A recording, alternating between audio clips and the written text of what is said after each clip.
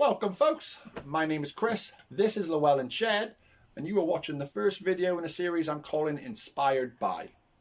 In each of these videos what I'll be doing is I will be trying something brand new for myself that was inspired by another YouTuber.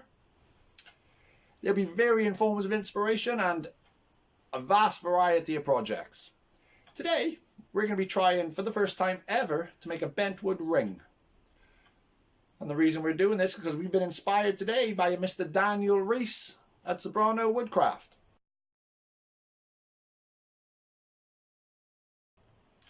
Now, Dan is a very talented ring maker and he specializes in bentwood rings. Dan is also a very helpful person and he shares not just his ring making but also advice. And it's through following that I actually have this YouTube channel. So it's only fitting that he is the first one in this series, I believe. So we're going to crack on with the video now, but before we do, quick note guys, I've been about 4 or 5 weeks trying to record this. I've had a lot of delays, I've had lots of ups and downs. I started out with the wrong video format in mind. These videos are intended to be my journey through my first attempt at something. It's meant to be a trial and error thing. However, I ended up with hours of footage. I lost track, wrong formats. Yeah, it might be a little chippy choppy in places, guys. Please bear with. The end results, I think, are worth it. Okay, quick word regarding copyright and all of that stuff. I actually contacted Dan and I asked him if it was okay for me to do this video. And if you're watching it, that means he's checked it out and he was happy for me to post it. All images that are not mine, I have taken a screenshot directly from a video of Dan's that I follow along with in here. I don't really reference it that much, but I do reference what he's doing. Please check that video out, guys, if you want to see how this is actually done the right way. All screenshots will be referenced on screen, credited on screen, and the link to that video is below. So there we go. Now that I've bumbled through that, let's go try and make a ring, shall we? Alrighty guys, now Dan makes some beautiful bentwood rings. He's truly gifted, you can see for yourself.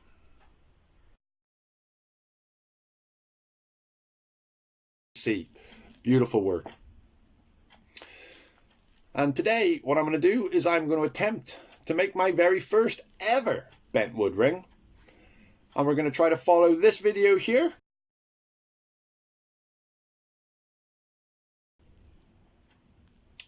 That's right guys, guitar strings and abalone. Beautiful though, wasn't it? Absolutely beautiful. So, why don't we break down what we're going to use? Because this is the shed.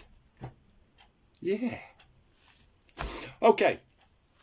Dan obviously uses top quality materials, guys. I mean, beautiful veneers from exotic woods. Abalone, I mean, you saw that. That was gorgeous, man. Gorgeous. And guitar strings. That classes as exotic inlay materials for me anyway, you know. But here in the shed, we do things on a slightly lower budget to everybody else. So, I ain't got no guitar strings, folks. What we do have, though, some very thin gauge. Sorry, guys, I do not remember the exact diameter, but it's very thin. It is anodized aluminum wire. Instead of that beautiful abalone, I am instead going to attempt to be using crushed up seashells. And every time I've recorded that, it comes up crushed up seashells, because she crushes seashells on the seashore. Yeah, don't know. Went to Dan. Well, I didn't go to Dan himself. Follow some links that Dan's got. Everything will be down below. I'll explain later in the video. And I ordered myself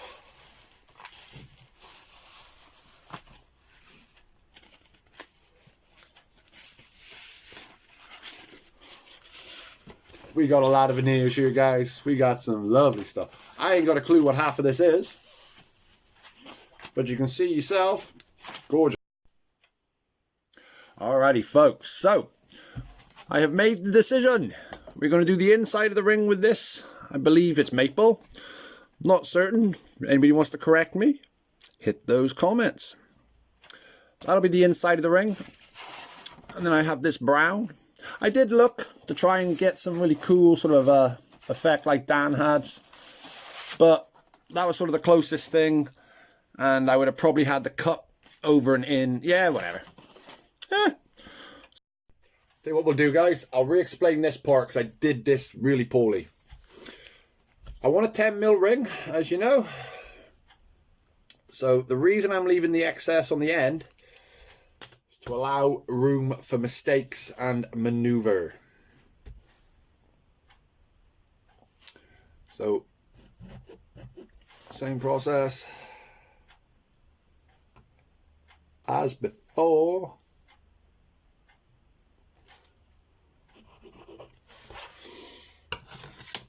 Oh, can we make that work?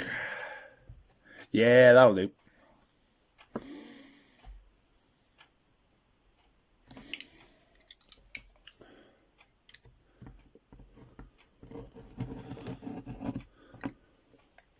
I'm going to hit the camera.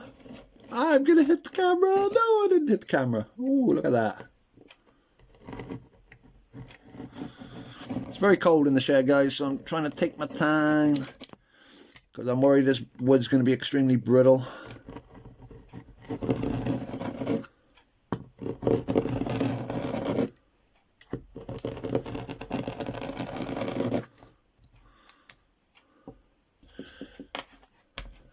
There it is, folks.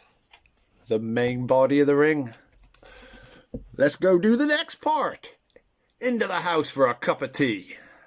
All right, folks. Now we're just going to do exactly like Dan did. And we are going to soak. Well, we're going to pour half the water on the stove. There we go. Got some hot water, so we're going to soak for half an hour. Trying to burn myself now.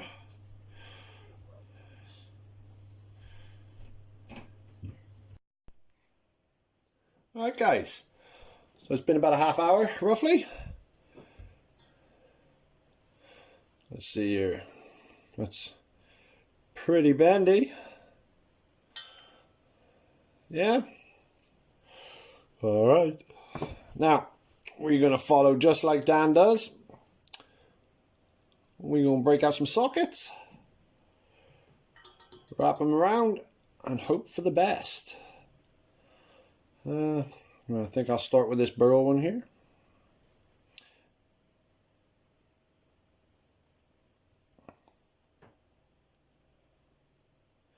Now, we're not worried about wrapping it tight. We just want to get it wrapped around and let it dry out then.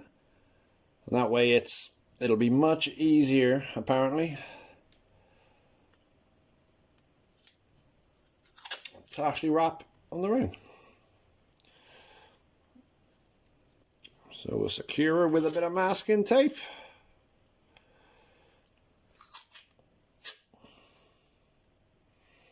There we go. Well, folks, for me it's the next day. You know, life, family, all that. And it's a cold morning in the shed. I got my little heater going down here and it's just too little. So we got these. They should be dried out by now. Let's see how they look. Looking back over the video, I've done a really poor job with the explanations, guys. So here you go, look. Now So we've now got two nice bendy pieces of wood. For those of you that have watched other videos of mine, this is where things get very different. Usually, as you know, I just drill a hole and I sand it out to the right size. Today we're going to attempt to wrap it to the right size. So, I've taken a socket, and in order to take it up to the size, it's an S I'm working with here. I've just wrapped enough tape around it, look. There's no give. And it'll be the same. Yeah. So, Alright guys, how about we actually go and find out if I can make a bent wood ring? Let's go! Right, now the first thing Dan does at this stage is he sands down a taper onto one end. Obviously I want to try to use as much of the clear wood before we get these knots, so we're going to do the same. Right, just going to wrap that way. I'm going to want it to come over. Okay, I don't know how important this part actually is, but I'm going to flip this now and I'm going to sand it like that, because this is the side that'll be up on the ring for this piece to come over. And then my intention will be, when I do that, I will sand the underside of the next one so they lay on top, because otherwise, just laying flat bits on top, you're going to end up with,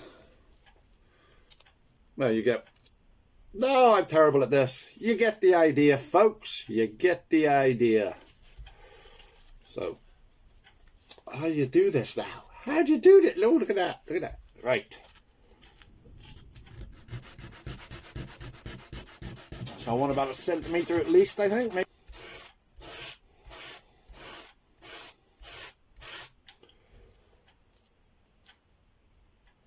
There we go. I think that'll do. Alright guys, so I'm going to start with a dry wrap so we can get this cut to the right spot, to the right length rather.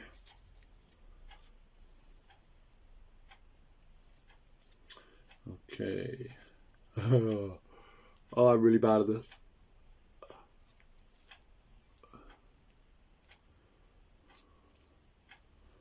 Alright, so I cut it there.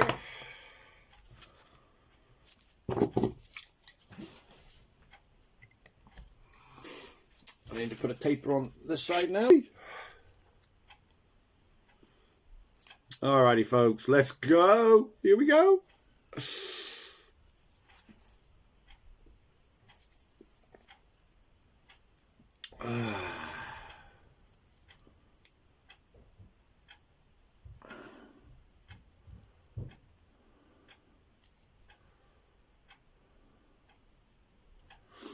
Okay, I think we're going to give that a try.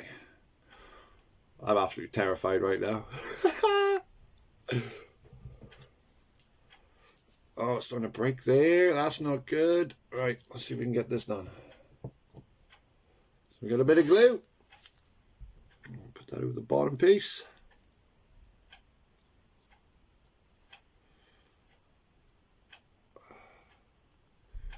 Get plenty on there. On this first attempt, I just want it to work.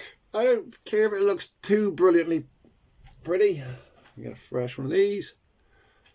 Just hold you down.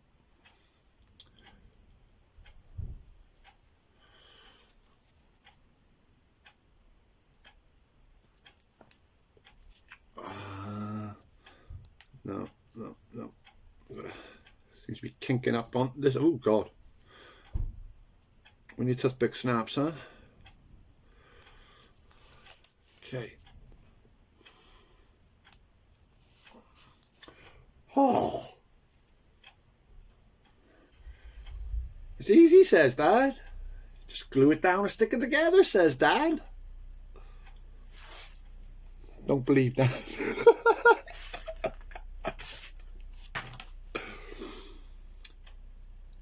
I gotta be honest, I do love this very first time trying anything like this. It's an experience.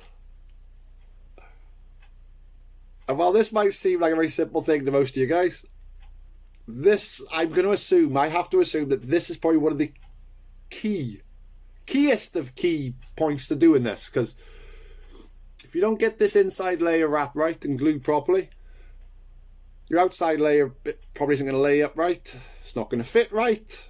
Yeah, you get where we're going. This is the cornerstone.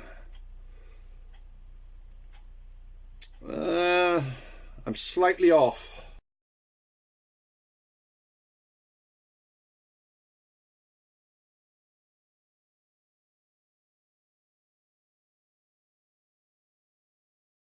As you just saw in the stills, that is not really good.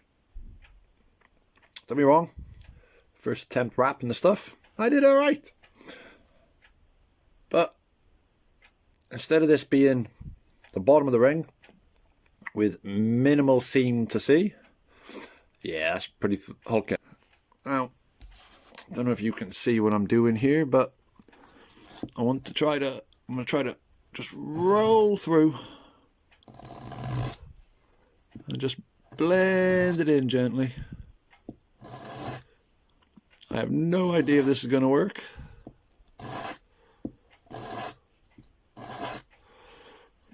You know what? That's promising. That is promising. So, I'll keep going with this now. See if I can save it. And I'll throw a still up in a sec.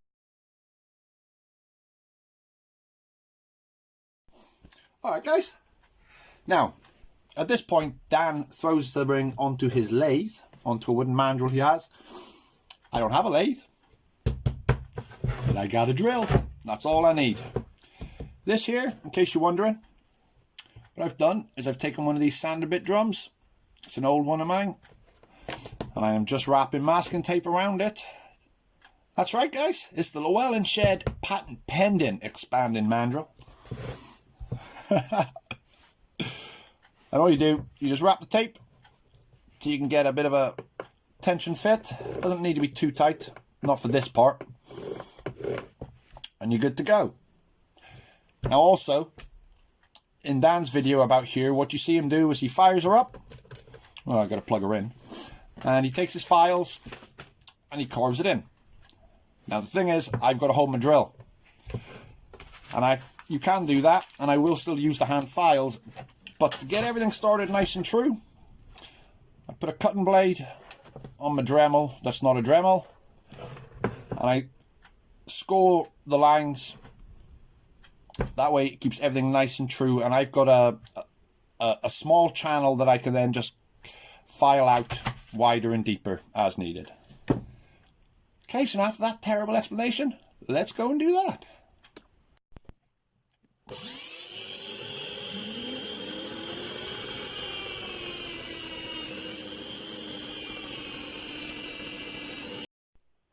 Alright guys, we now have two channels cut in. Sorry about the focus there. But anyway, they're there. I can't go any deeper though, because in a couple of spots, especially down by that flat spot on the bottom, I'm just brushing, I don't know if you can see, I'm just starting to expose that inner layer. So we can't go any deeper, which means a change of plans. I'm not sure how much has been edited in and out by now, guys. So you may or may not be aware that we were going to use a twisted wire to mimic the guitar strings. However, given what I can and cannot do there, it's just not going to work. I still want a wire in there though. Another new thing for me. I've never used wire in the ring, so we're going to do it. So I'm going to use a single strand, like so. And we are going to just do the dry fit here for you. I'm going to find my flat spot, because that's going to be my bottom.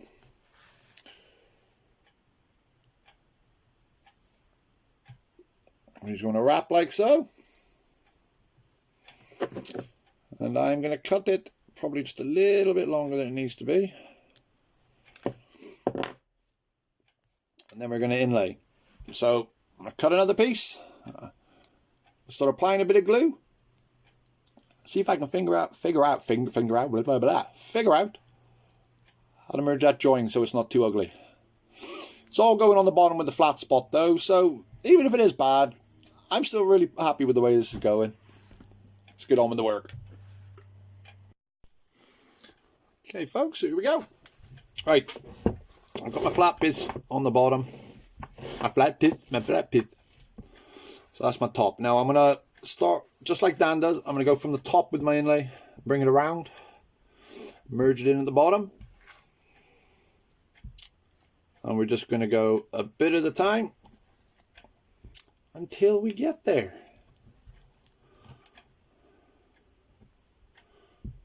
Right.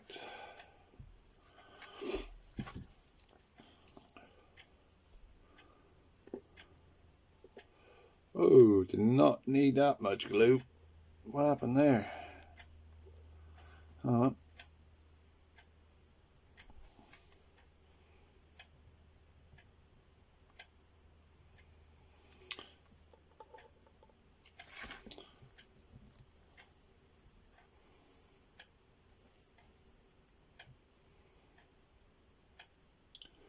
Just apply a bit of glue.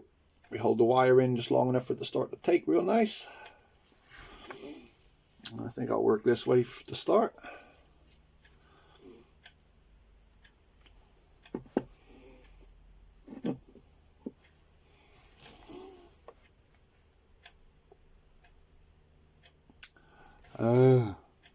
This is why I'm glad I'm using this soft wire. I can just bend it as needed.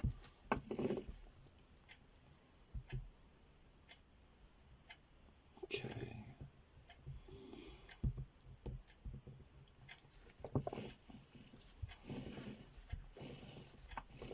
Well, that looks pretty good. Bit of wobble in it, but we're going to call that the Llewellyn Shed Special. Okay. Okie dokie do.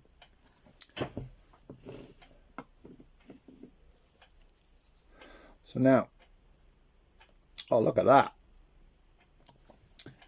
Teeny bit of filing on the end of this, and that should fit just right.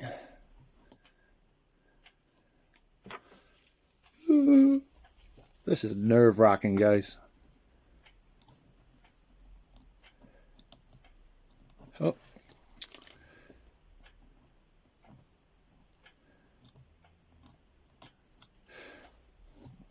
Okay.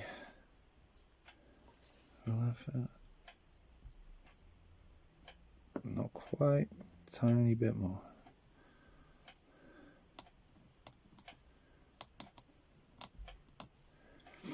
This is very soft wire, so it seems to file down pretty nice, pretty quick.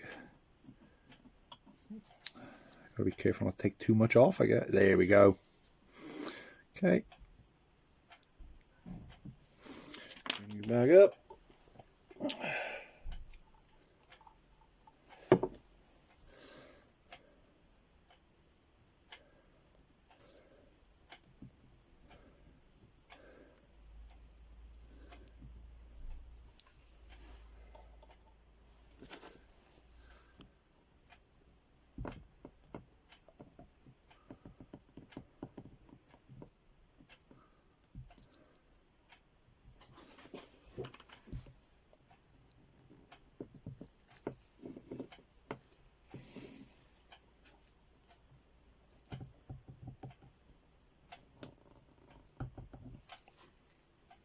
All right.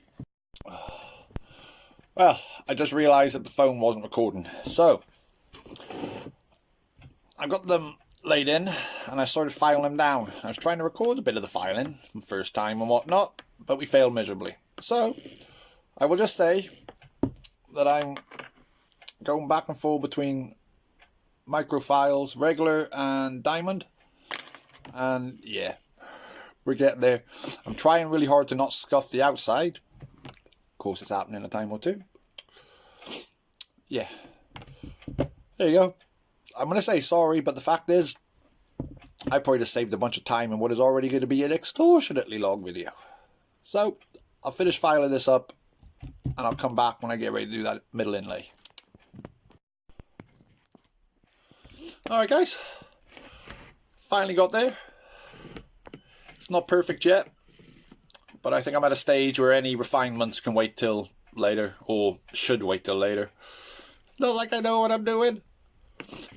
That wiring itself is complicated. Yeah, you can't. Yeah, you can see I didn't do too good there. I obviously did a bit too much filing on that side. But lesson learned. Next time I'll do better. I did start taking out this middle bit for the inlay. Let's move you back down so you can see now. Oop. Right, and luckily, because my diamond files are a bit wide, this microfile is just perfect. So in this instance, I did start just to make sure it would work, but I am just going to, yeah, I'll just spin the drill and I'm just going to gouge out. My plan here is I'll keep going until I start seeing that lighter inlay, that lighter wood for the inner. Words, man, words. I keep going on the darker wood till I start seeing some lighter wood poking through, and then I'll stop there and we'll start the inlay. Something like that. Come on. You can watch a little bit.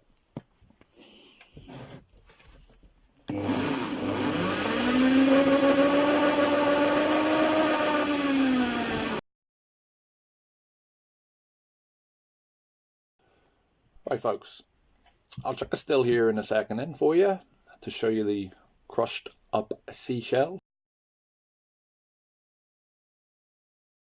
For those that are curious, when I'm out beachcombing I find a bunch of broken stuff. I don't think the video will show you, but there's a whole load of mother of pearl in there, and I just crush it up and this is what we get. Now the plan is, the finer powder you can see there, I'm going to lay that in the very bottom of the channel.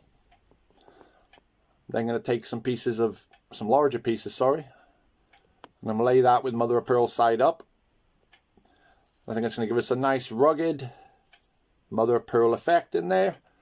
It's going to look completely different from Dad's abalone, but I think this is a lovely Llewellyn shed twist on it. Use what I got, and we love a bit of nature. So let's do it.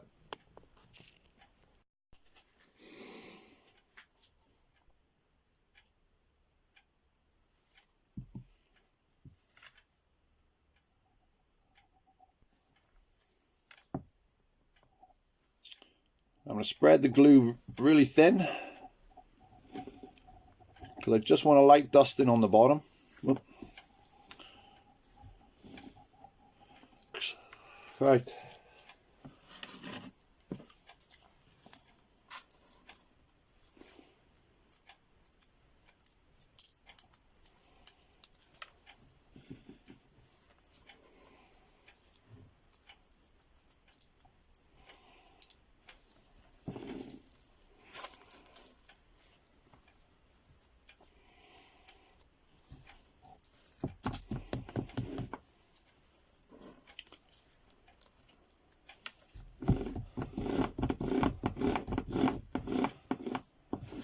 Okay. Flick out any chunks that are too big right now.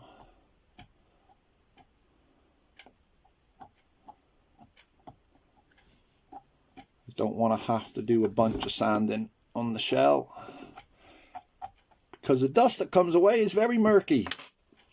And okay, plans changed a little bit as I was doing the inlay. As soon as I turned the camera off, I decided I wasn't going to keep going with the idea of inlaying larger pieces, so I just kept filling in. I'll take a still for you now.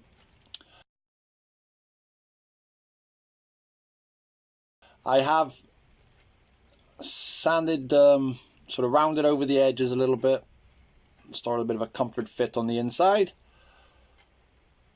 You really see the imperfections now, but hey, so the next step is simply to get some CA glue on the outside of this and to carry on.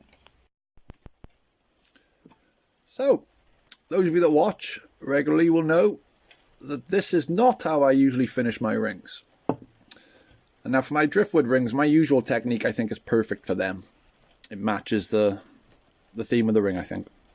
But these rings of Dan's, they're a little bit, how can I say it? They're a lot more bling than mine, and they deserve a much more vibrant finish. And plus, where I usually use a cloth to do this, I'm worried about ripping out the inside of the inlay. So, sorry, we're going to use Dan's toothpick technique, and you can see I'm doing a really poor job. Yeah, we're getting there, I suppose.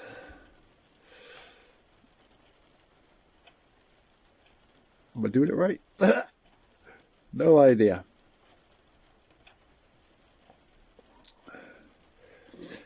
But also I do plan on making better, oh, not better, different rings than just my Driftwood rings in the future. So this more vibrant way of finishing is something I need to learn. I have tried this before. I had some really bad results, which is how I ended up experimenting and coming up with my own technique. But we're going to make this work, or at least this first layer now. When I slap the activator on, will be our telltale. I hope I've narrated this good enough though, because this is a one-shot stop right here. I can't do this again. Okay, we're all the way around. Yeah. Wow, though. I can already see that mother of pearl is really starting to pop already. Okay. And now, just like Dan, we're going to use some activator. I don't want to use too much because I failed miserably trying to do this before. I always got it cloudy, which is why it never worked for me. Alright guys, so now what I do is I just go through a variety of grits, wet sanding. Only go up to about 3,000. I think I might have been putting the glue on a bit thick, doing it this way, because I'm trying to get as smooth as I can, but I really struggle to get the indentations and the divots out. So you'll see now.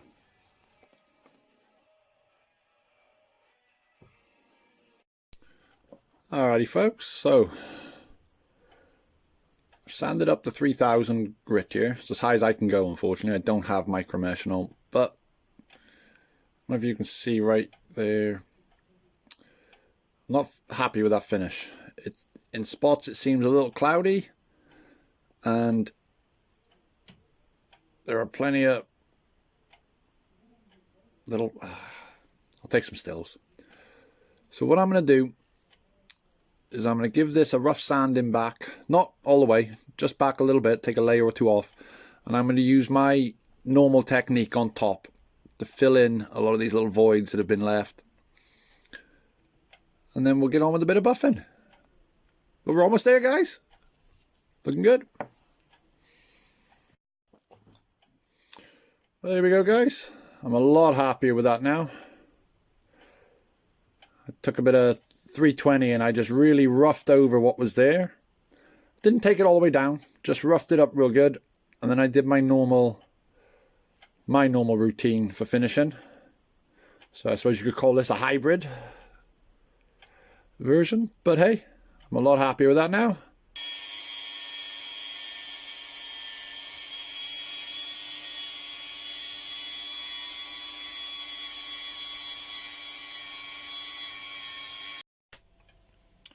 Well, we're done, guys. Finally got there. Truck's still up.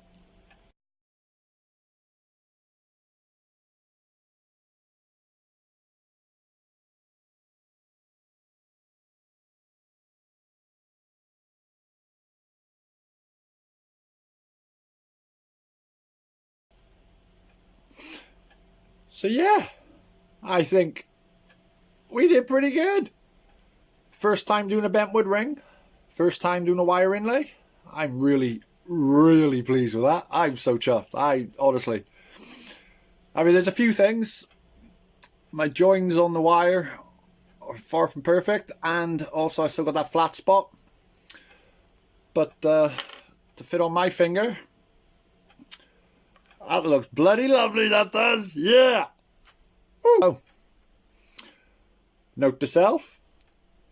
Obviously, I need to work on the wire inlay, the joining up. And also, I'm going to have to learn figure out what I did wrong to get the flat spot in. But other than that, as far as trying something new, learning some new skills and techniques, this has been an absolute success. Look at it! Look at it! Ah!